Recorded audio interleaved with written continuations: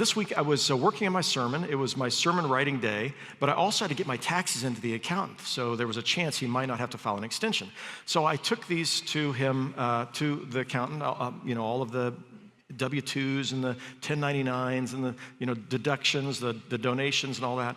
And I always prepare this list. I've shared this with you before of what we gave to in that year. And for me, it's a blessing for me to look back and go, yeah, we invested in all those things. And I kind of hope someday my kids will look at those lists and go, yeah, look what mom and dad did every year in their lives. So anyway, I passed all this to the accountant, and he said, your tax return is kind of like a selfie. Kind of took me back. I said, really? What do you mean by that? And he said, well, when I look at somebody's tax return, I can learn an awful lot about them from their tax return. I sat down. I thought, tell me more. This sounds like it's going to fit in my sermon this weekend. And so he started telling me, he said, yeah, like just a couple of examples. I can look at somebody's mortgage interest deduction, and I can tell something about them from their mortgage interest deduction. I said, what can you tell about that? He said, well, if it's relatively high as a percentage of their income, it probably means they're living at or above their means. And so what I know is if their mortgage interest deduction is really high relative to their income, it's likely that their donations are going to be low because they don't have the margin to be able to give money away because they are living here. And I said, really, that works that way? And he said, well, yeah. And so we looked at mine, and it was kind of that way. And he said, but let me tell you, I've been studying the tax returns of presidents and vice presidents and presidential candidates and vice presidential candidates for the last 50 years. He's working on a book on this. He said, they're all online, all but one are online. And he said, so you can read these. And so he said, I'll pull it up for you. And so he pulled one up, and it was for a vice presidential candidate from, 20 years ago or something.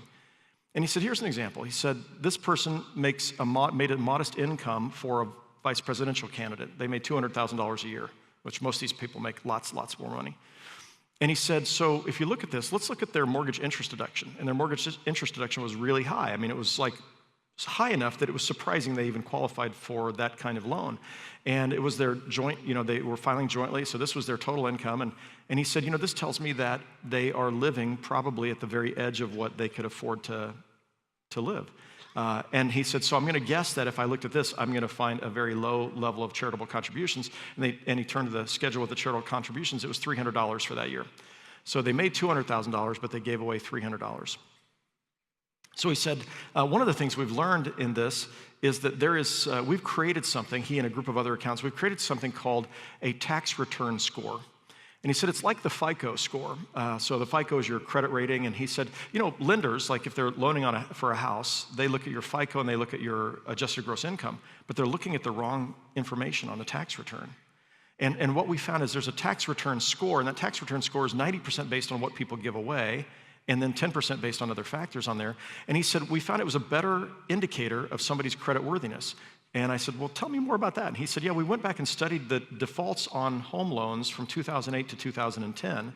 And what we found is that the largest number of people who had defaults on home loans were also people whose they qualified based on their FICO and their adjusted gross income for a loan at this level of mortgage interest, but they had very little left to give away. There was no margin because they had borrowed the maximum. There was no margin for them to give away. And so if we studied and looked to see these two factors, what we found is that the people who defaulted on their home loans had a great disparity between what they were borrowing, paying in mortgage interest, and what they were giving away. And the closer those were to a little more balance, the more likely people were to not default on their loans. I thought that was fascinating. So they're working on helping lenders understand this factor, that what they should be looking at is not how much your adjusted gross income is, but looking to see what are you giving away, because that describes how much margin you have. If you live beneath your means, you have margin to be able to give away. Anyway, I thought this was really fascinating as I was listening to this, and it struck me that he was describing for me in an economist and an accountant's terms the things that Jesus was saying in a couple of key scriptures. Jesus says, where your treasure is, there your heart will be also. So what you do with your money and what really matters to you describes something about your character, about who you are. And or as a selfie, a picture. So Jesus is saying your treasure is a selfie that helps discern what's really going on inside your heart. Or he says this, and this is a passage I've encouraged you to memorize, and I preach from it at least once a year. Let's put it up on the screen. Let's read this together. One's life does not consist in the abundance of your possessions.